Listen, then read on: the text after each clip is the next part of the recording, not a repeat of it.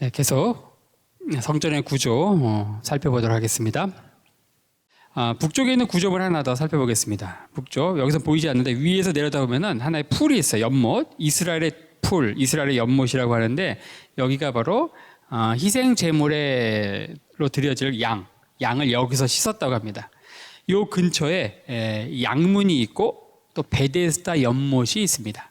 요한복음 5장의 배경이 되는 구조물이 바로 여기가 해당이 되겠죠.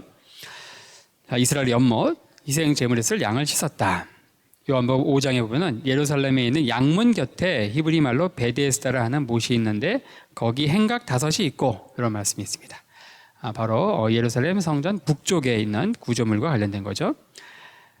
자, 이제 헤로디안 템플 마운트를 거쳐서 또 안으로 들어오면 이방인의 뜰이 나오죠. 이방인의 뜰. 자, 여기 이제 문이 있습니다. 이 문을 통해서 들어오면은 제일 먼저 나오는 그 공간, 요 공간입니다. 요 공간, 여기.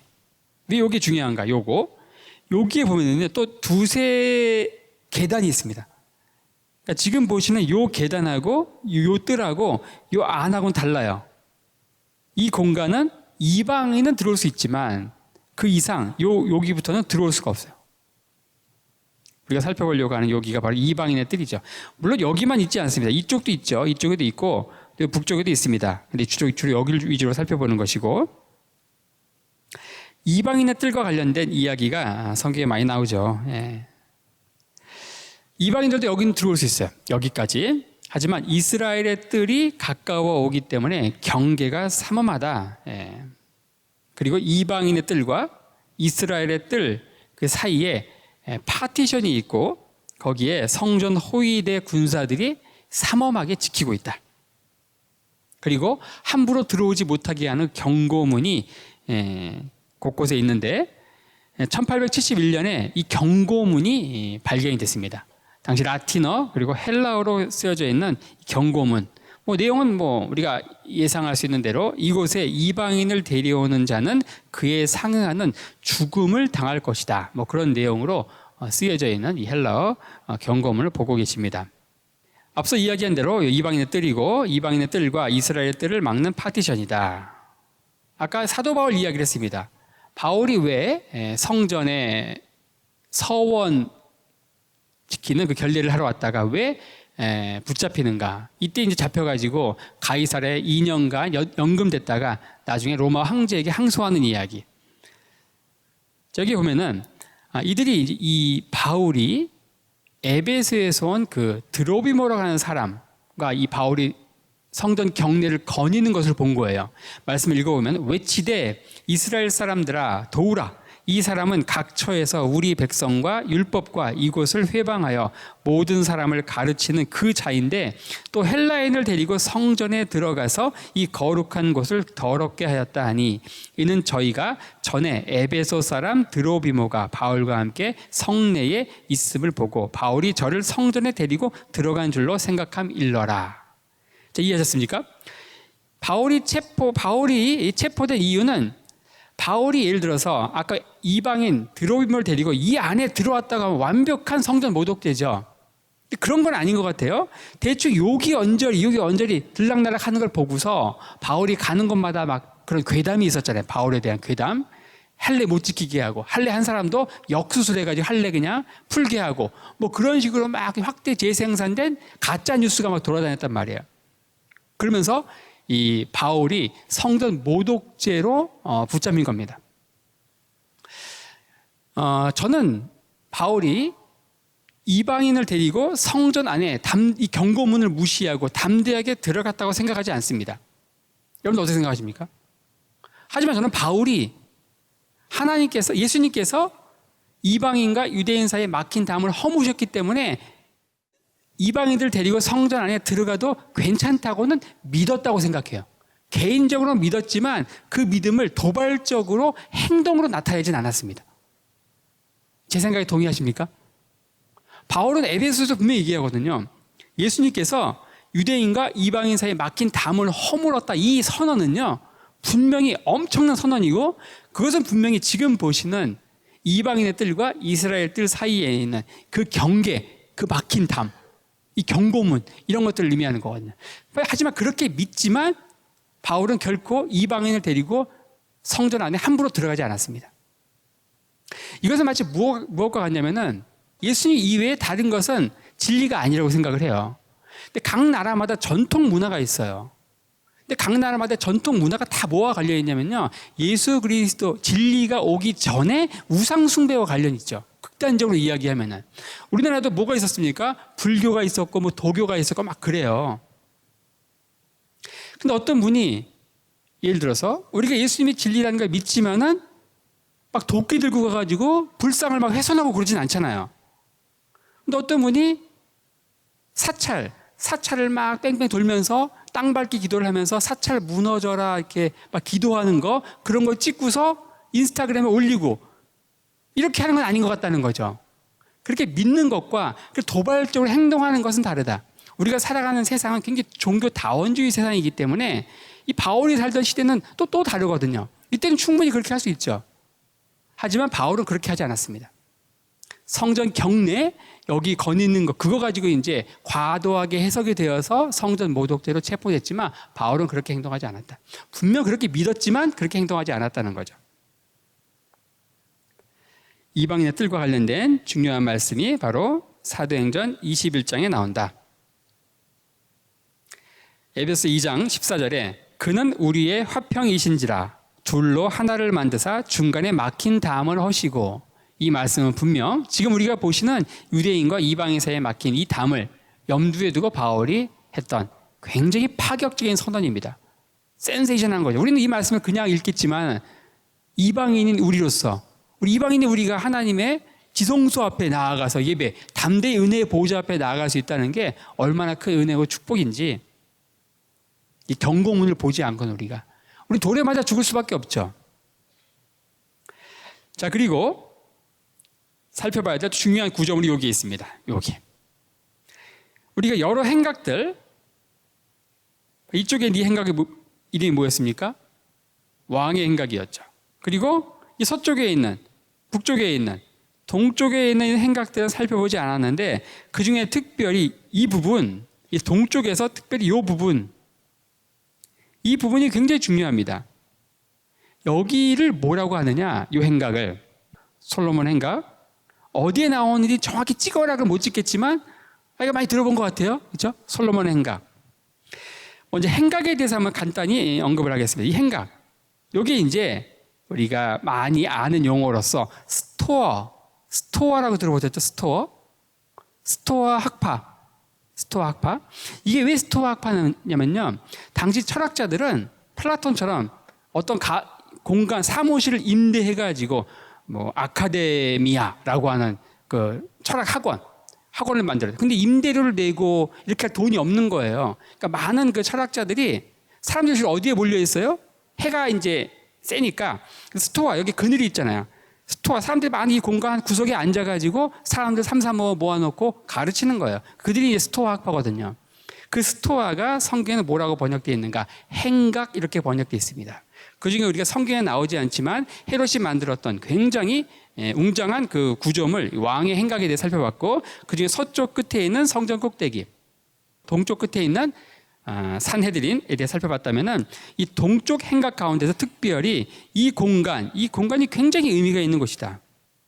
우리가 다른 사방에 있는 이 행각 가운데, 스토아 가운데 특별히 지금 이 살펴보는 화살표가 있는 이 공간, 이 행각이 왜 솔로몬 행각이라고 하는 특별한 명칭이 붙어 있고, 예수님이 이곳에 특별히 모임을 많이 가지셨고, 사도행전에 보면 제자들이 기적을 행한 이후에 이 솔로몬 행각에 모여서 일종의 아지트처럼 삼고, 이 솔로몬 행각이 무슨 의미가 있을까요? 다른 곳과 달리 이 지금 표시한 이 부분이 어떤 면에서 독특합니까? 자, 여기는 바로 헤롯의 손이 닿지 않은 원래의 성전 구조물이에요. 헤롯이 이미 말씀드린 대로 남쪽, 그리고 서쪽, 북쪽으로 확장했으니까 헤롯의 손이 닿지 않은 이 공간이 더 거룩한 거예요. 헤롯의 손이 닿기 전에 원래 헤롯 스룹바벨 성전은 정확하게 정사각형이었습니다. 500 큐빗, 250 제곱미터예요. 이 정사각형이라고 하는 이 구조물은요, 유대인들의 사고에 있어서, 특히 성경적인 사고에 있어서 굉장히 중요합니다. 위에서 내려올 새 예루살렘도요, 완벽한 정육면체의 구조물입니다. 새 예루살렘, 하늘에서 내려올 마지막 때 새 예루살렘 도시도 정육면체, 정사각형, 정육면체, 큐빗, 이 사이즈가 완전한 형체거든요. 완전. 유대인들이 왜 헤롯을 멸시하고 더 나아가서 증오하기까지 했냐면은, 헤롯은 유대인들의 이 조촐한 성전을 좀 멋있게 확장시켜주면 유대인들이 자기를 왕으로 인정해 줄 줄 알았던 거예요. 하지만 헤롯이 한 건 뭐예요? 막 확장을 하면서 이게 뭐가 된 거예요? 이 정육면체의 구조가 완전히 망가진 거예요.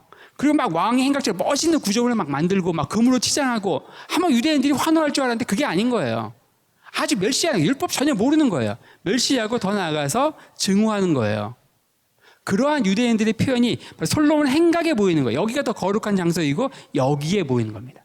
랍비들도 마치 스토아 학파들이 여기서 가르치는 것처럼 이제 갓 데뷔한 주니어 랍비들이 이 솔로몬 행각에서 가르칩니다. 나중에 뒤에 가서 살펴보겠지만 이 여인의 뜰인데요, 여인의 뜰을 둘러싸고 있는 이 삼면의 행각도 있어요. 여기는 바로 시니어 랍비들이 가르치는 곳이에요. 이 솔로몬 행각은 주니어 랍비들이 보이는 공간이다. 이 솔로몬 행각과 관련해서 굉장히 중요한 내용이 무엇인가? 오순절 성령 강림이 일어난 곳이다. 굉장히 또 도발적인 이야기입니다. 자, 오순절 성령 강림이 어디서 일어났습니까? 마가의 다락방이죠. 다 그렇게 알고 있잖아요. 근데 많은 학자들이, 이 성전 연구한 학자들이 오순절 성령 강림이 마가의 다락방에서 일어날 수 없다는 거예요. 어디서 일어나야 돼요? 바로 이 솔로몬 행각, 여기서 일어나야 돼요. 왜 그런가? 자, 마가의 다락방은 어떤 곳입니까? 비밀 아지트예요.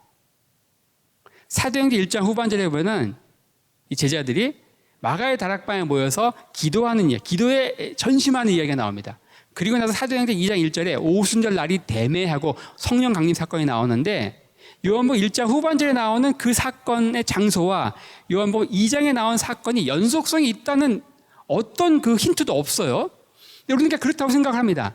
근데 그렇다 하더라도 그 이후에 나오는 사건들을 마가의 다락방에서 일어난 성령 강림으로 해석을 하게 되면 전혀 말이 안 돼요. 왜냐? 마가의 다락방은 비밀 아지트고 거기서 이들이 기도하다가 성령 받아가지고 난곳 방언으로 막 얘기를 해요.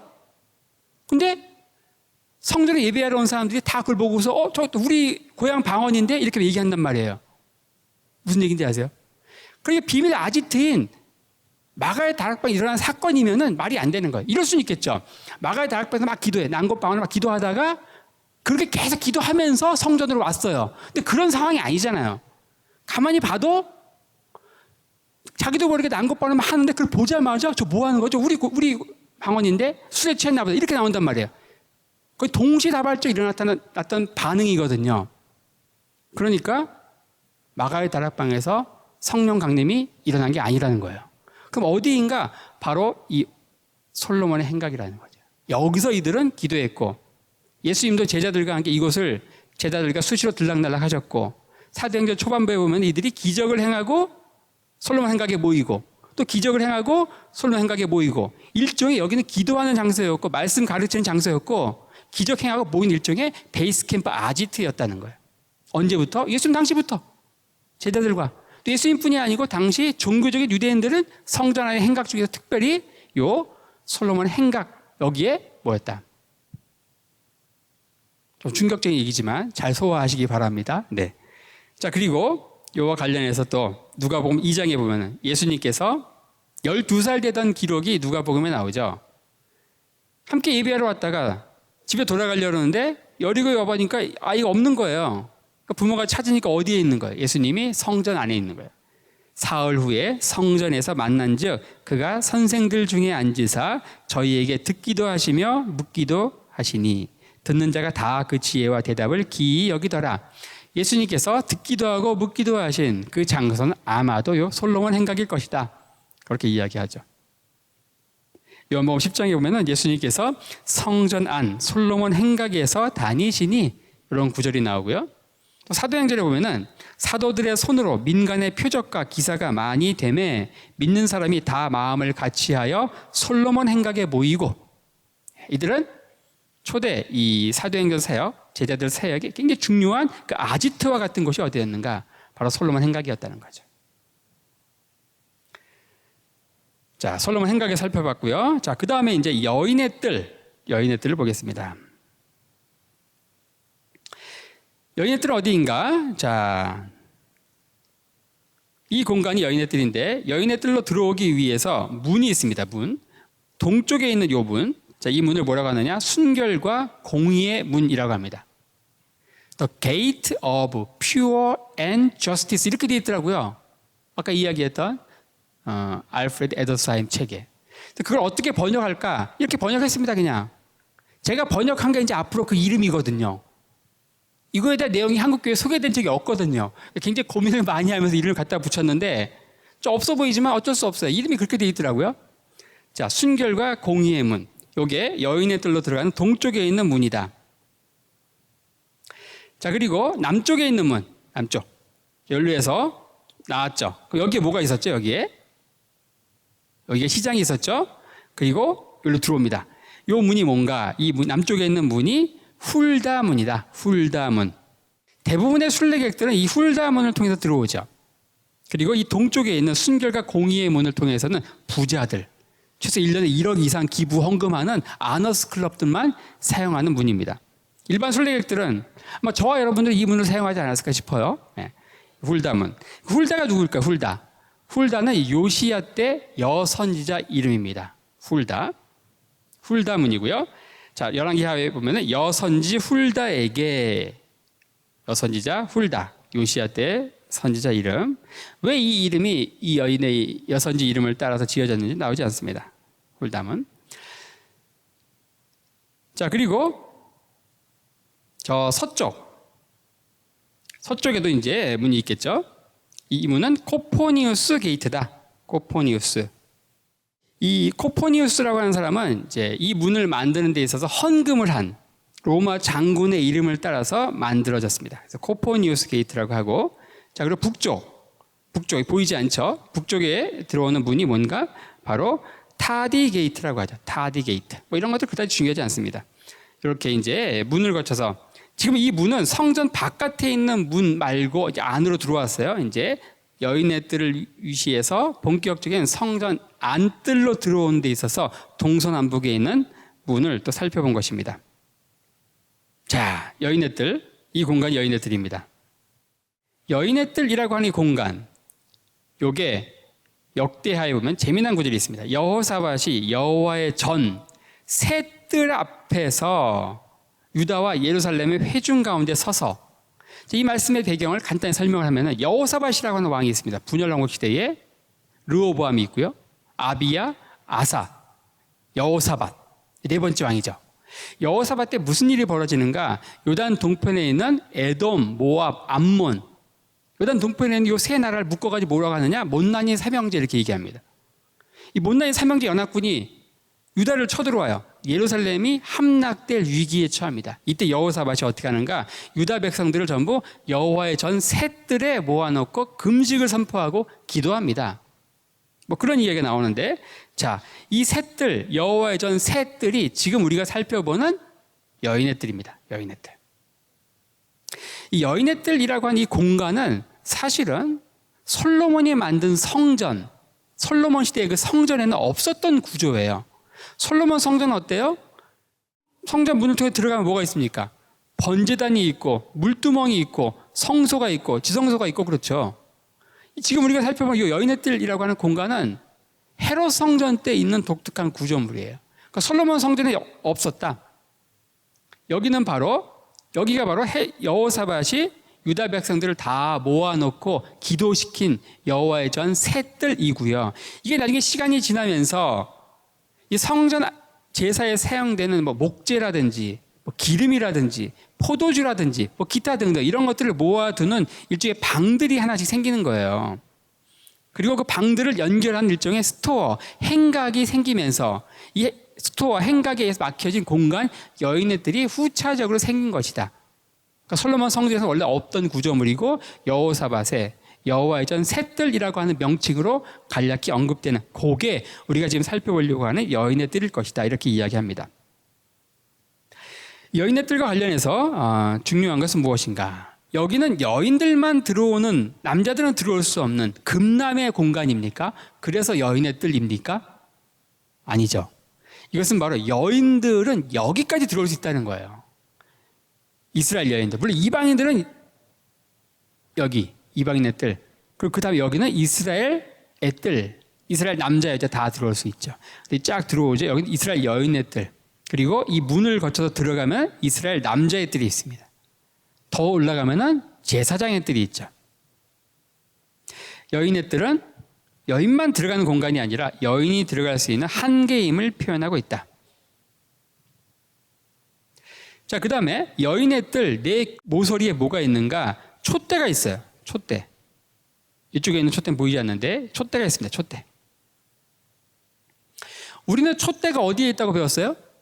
촛대, 떡상, 진설병 어디에 있습니까? 성소 안에 있죠. 이 공간 안에. 이 안에 있는 그 촛대, 우리 배운 메노라라고 하는 그 촛대는요, 가지가 몇 개예요? 7가지입니다. 이 여인의 뜰에 있는 이 촛대는요, 가지가 5개입니다. 촛대가 또 가지가 9개인 촛대가 있어요. 이스라엘 가면은. 그건 수전절 촛대예요. 그러니까 가지 숫자에 따라서 5개인 것은 여인의 뜰에 있는, 그리고 성소 안에 있는 것은 7개, 수전절 촛대는 9개인데, 우리가 그냥 촛대 그러면은 성소 안에 있는 메노라 7가지 있는 촛대, 그걸 의미하고요. 지금 우리가 살펴보는 이 여인의 뜰에 있는 이 촛대에 대한 이야기는 성경에 나오지 않습니다. 하지만 이것을 알아야만 이해되는 말씀이 뭐냐? 요한복음 8장에 보면 예수님 자신을 뭐라고 선포하세요? 나는 세상의 빛이다 이야기하죠. 이 성소 안에 있는 메노라 이 촛대는요, 항상 켜 있어야 돼요. 항상.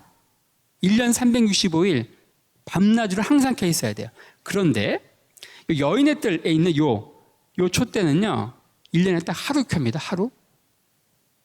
그날이 언제인가? 초막절. 일주일 동안 지키거든요. 그리고 일주일 지키고 해가 져요. 그러면 그날 여인의 뜰에 있는 요 촛대에 불을 다 켜요. 그리고서 그 다음 날 8일째 날 아침 해가 뜰 때까지 여인의 뜰에서 올라이트예요. 올라이트. 우리는 올라이트 하면 뭐가 떠올라요? 클럽, 나이트. 근데 성소에서 올라이트, 이게 뭐냐? 이 올라이트 하는 날이 있어요. 이 불을 켜고 여기서 올라이트 행사합니다. 우리가 나중에 본론에서, 강론에서 초막절 할 때, 그게 바로 그날을 배경으로 나온 게 뭐예요? 요한복음 8장이거든요. 아침이 되니. 요한복음 7장은 뭐예요? 명절 끝날, 초막절 마지막 날, 예수님 자신을 뭐라 그랬어요? 생수의 강으로 선포하시죠. 그래서 예수님은 성전 나가세요. 근데 성전 안에서 뭔 일이 있는 거예요? 이 불을 켜고서 밤새 올라이트 행사를 하죠. 그리고 아침까지. 요한복음 8장은 뭐라고 됩니까? 아침이 되니. 그러니까 그 이후에 벌어지는 가늠하다 현장에서 잡힌 여인, 자신을 뜬금없이 세상의 빛이라고 선포하신 이 모든 요한복음 8장의 배경은 바로 여인의 뜰에서 벌어지는 당시의 상황들, 그것을 알아야 되거든요. 자, 그리고 이 행각 주변에 뭐가 있었는가? 3면에 헝금함이 있었습니다. 연보궤가 있었어요. 몇 개가? 총 13개의 헝금함이 있었다. 예수님이 자신을 세상의 빛으로 선포할 때 성경은 뭐라고 얘기하느냐? 예수님이 연보궤 옆에 있었다 이렇게 얘기합니다. 연보궤가 있는 곳이 여기거든요. 여기에 뭐가 있어요? 촛대가 있죠. 이 촛대를 언제 밝혀요? 바로 그날, 그 전날. 그 밝히는 촛대 옆에서 뭐라고 얘기하시는 거예요? 나는 세상의 빛이라고 이야기하시죠.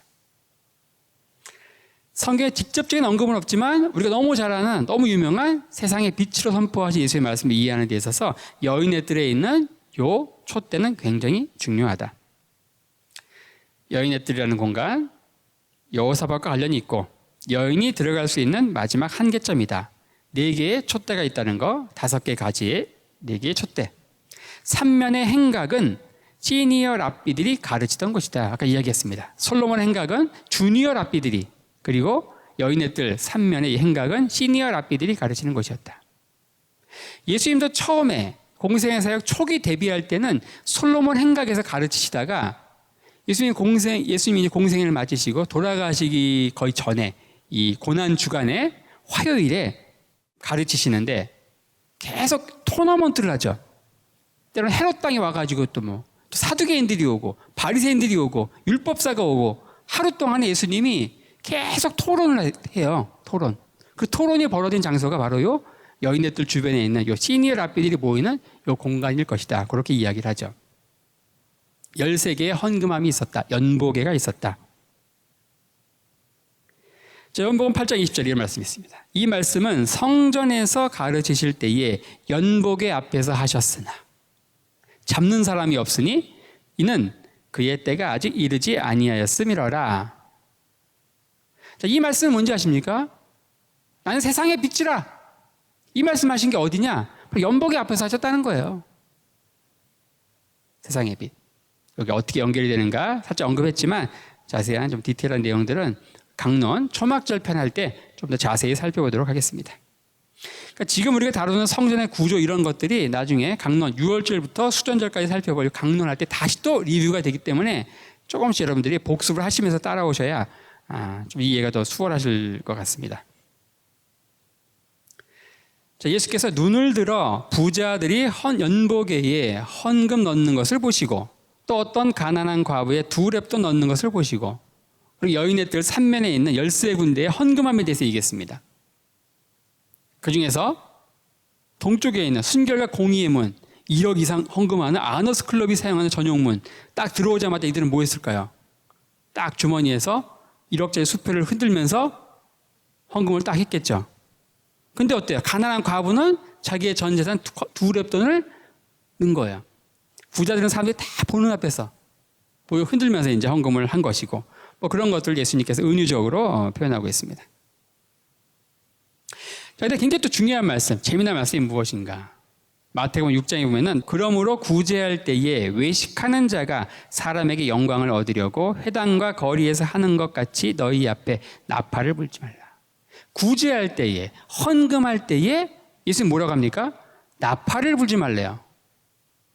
여러분들 헌금할 때 나팔 붑니까? 헌금할 때 호루라기 붑니까? 이게 무슨 말일까요?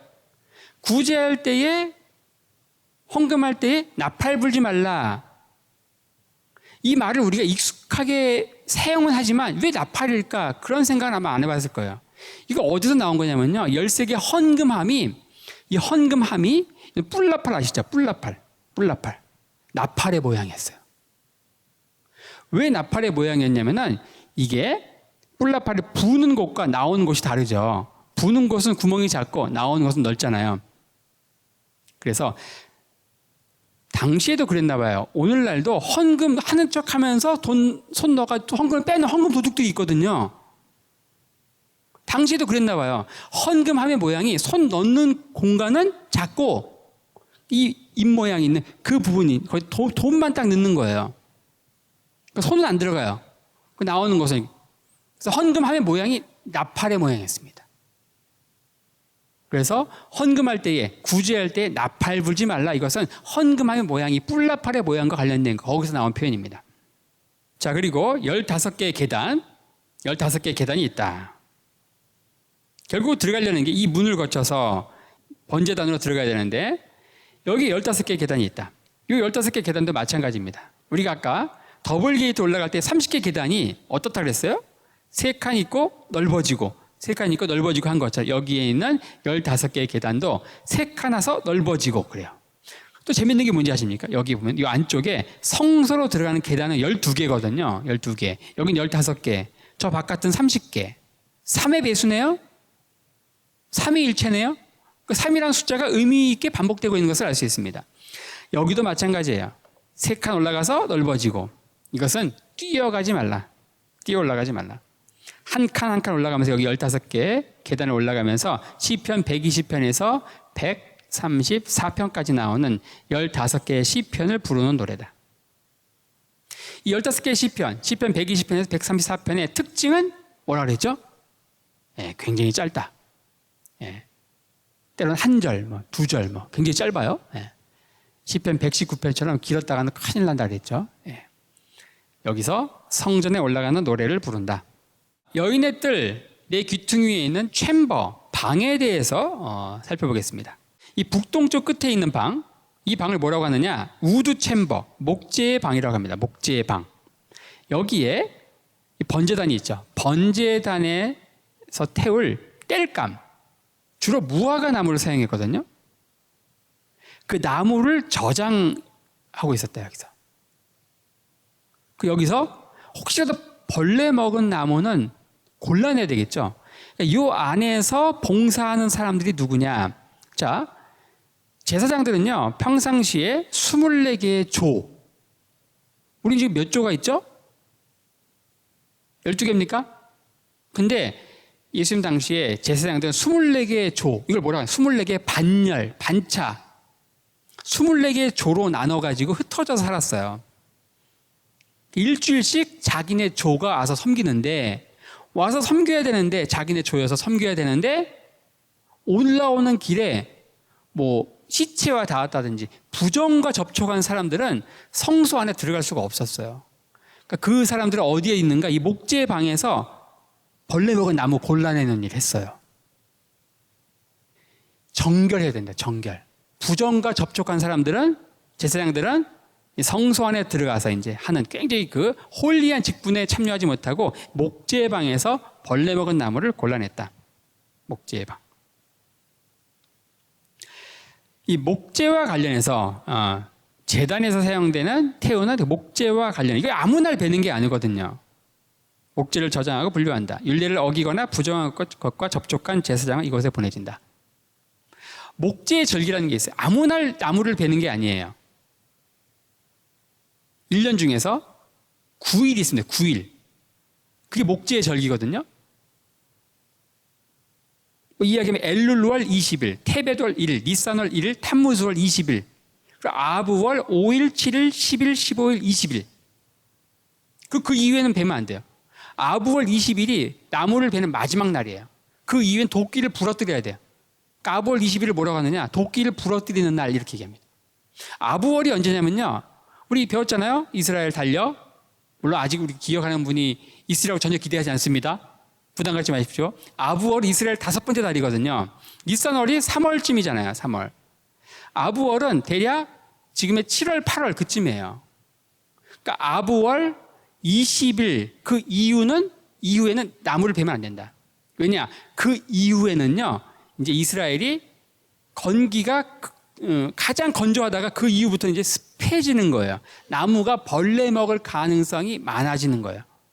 그러니까 애초에 벌레 먹을 가능성이 없는 나무를 베고 또 그걸 목재 방에 저장해 놓고 그것도 다시 한번 골라가지고 혹시 벌레 먹은 나무는 부정과 접촉한 제사장들에서 골라낸 일을 했다.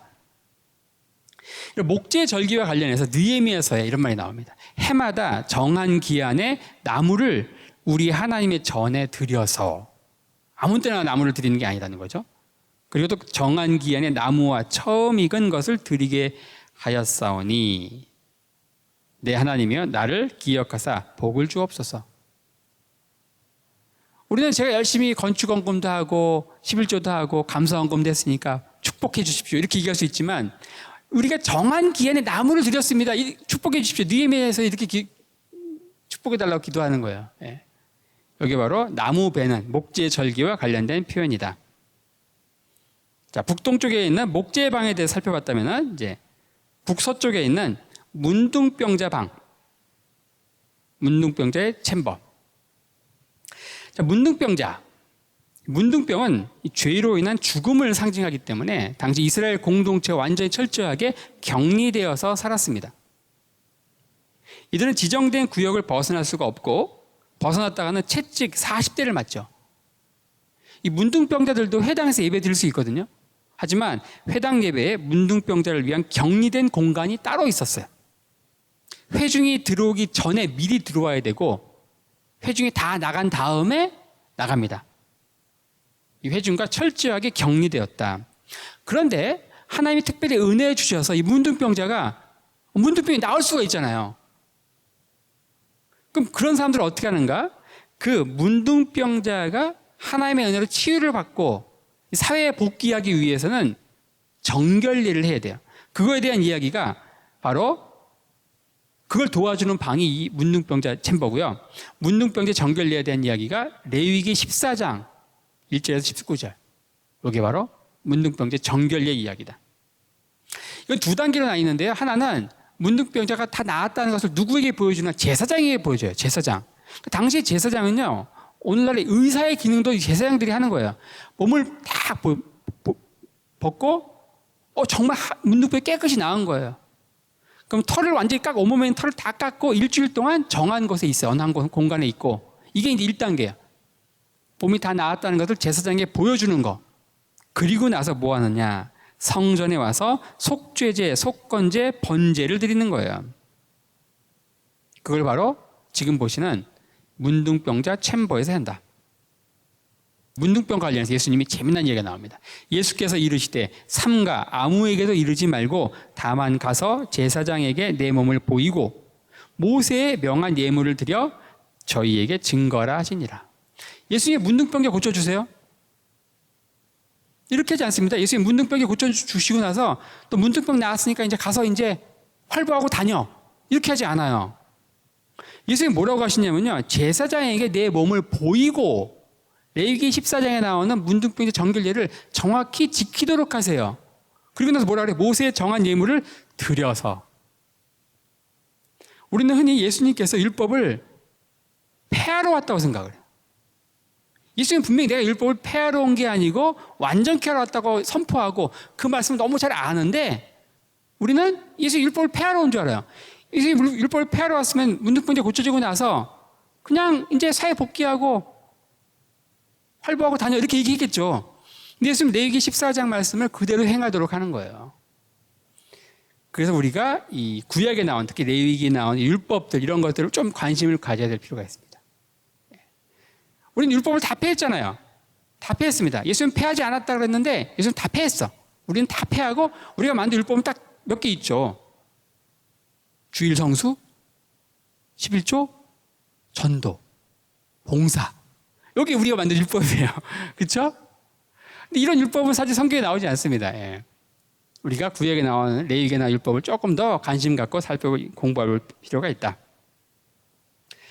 자, 문둥병자 정결례까지 살펴봤고요. 자, 목재의 방, 문둥병자의 방.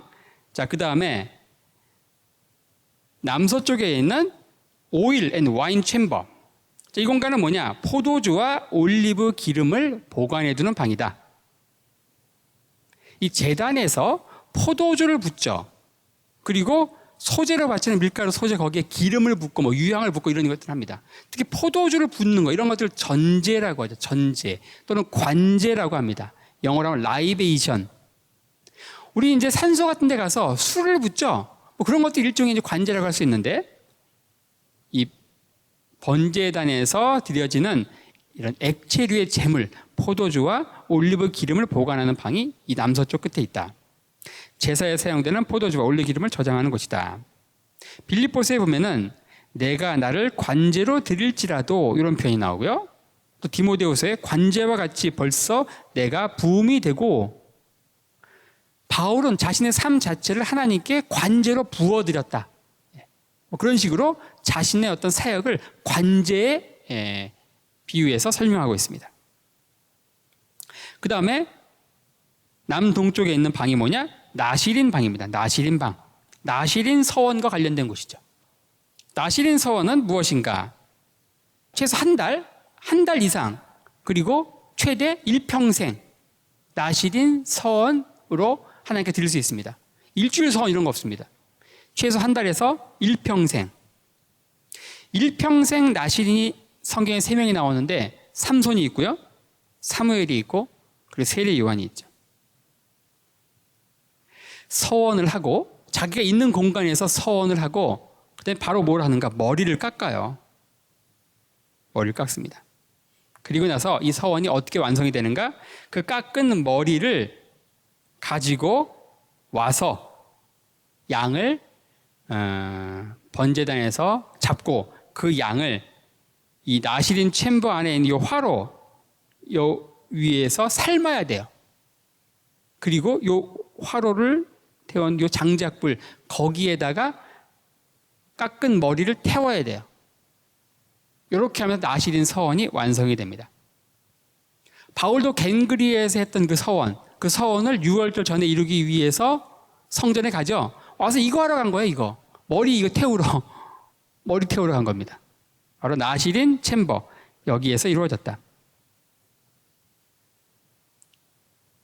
나시린 서원과 관련된 내용이 민수기 6장에 나오는데 이것을 이루는 공간이 바로 나시린 챔버다. 자, 바울이 사도행전 21장에 보면은 당시 예루살렘 교회 의장이었던 야고보가 어때요? 율법에 이 바울에 대한 이 괴담이 막 있는 거예요. 가짜 뉴스가 막 있는 거예요. 율법을 안 지키는 사람이다. 율법을 잘 지키는 사람도 율법 못 지키게 막 하는 걸로 오해받고 있는 거예요. 그러니까 너도 우리처럼 율법을 잘 지키는 사람인 것을 이들에게 보이기 위해서 뭐라 그래요? 우리 가운데 서원한 여기 4명이 있는데 이들이 저희를 데리고 함께 결례를 행하고 저희와 함께 그 비용을 대어서 머리를 깎게 하라. 여러분들 당시에 이 서원을 하고 나시린 서원을 하는 것, 특히 부자가 이 나시린 서원하는 게 최고의 경건이었습니다. 와, 부자인데 나시린 서원을 해? 그리고 또 뭐냐면요, 가난한 자들이 나시린 서원을 하고 양을 잡고 이 비용이 들죠. 근데 그걸 대신 대주는 거, 이게 할 수 있는 최고의 경건이었어요. 오늘날은 최고의 경건이 뭘까요? 여러분들 돈이 많습니다. 어떻게 드릴 때 가장 의미 있는 경건이라고 생각하세요? 컴패션에 헌금하는 거? 더 멋진 세상? 당시에는 가난한 자들의 서원, 비용을 대주는 거예요. 이렇게 함으로써 너도 율법을 잘 지키는 것을 사람들에게 보여주자, 이렇게 했지요. 바울도 문제 없었습니다. 바울 자신도 서원을 했고 갱그리에서.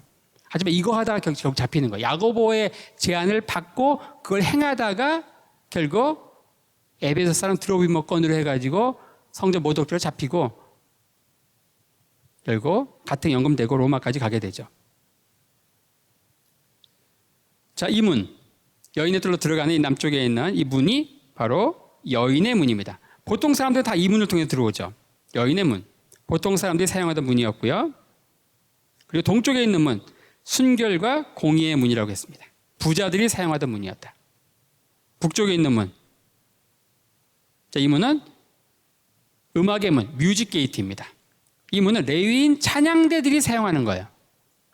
우리도 성전에서 예배 드릴 때 이 찬양대들이 앉는 공간과 들락날락하는 공간이 다르죠. 뭐 그런 것처럼 또 목사님들이 들어오는 문이 다르고 또 우리 일반 성도들이 들어오는 문이 다르고 뭐 그런 것처럼 남쪽에 있는 여인의 문, 동쪽에 있는 순결과 공의의 문, 각각 용도가 다르다. 15개의 계단을 거쳐서 올라가면 이 서쪽에 있는 문이죠. 이 문을 뭐라고 하는가? 니카노 문이라고 합니다. 니카노 문. 이 문 굉장히 크죠. 이 문을 여는데 장정 20명이 양쪽에서 10명씩 해가지고 열었다. 굉장히 문이 무겁고 크죠. 이 문을 열어야만 성소로 들어가는 문이 열리는 거예요. 자, 이 문을 거쳐서 그 안에 들어가는 공간이 바로 번제단이 나오고 그리고 물두멍이 나오고 본격적인 성소가 나온다. 이 안에서 이제 벌어지는 사건들은 다음 시간에 계속 이어서 살펴보도록 하겠습니다.